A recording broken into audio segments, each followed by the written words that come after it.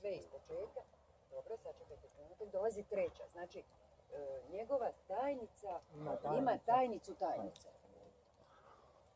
Pa mislim da je 91. brate mi. Koliko ih je ispred tebe, pa toliko je Tuđman nije imao linija ispred sebe, a ne ti. Jako, jako teško. Sa samim gradom jako teško komunicirati. To su doslovno dezinformacije. Uglavnom sve se. Jer niko nema pristupa pravi.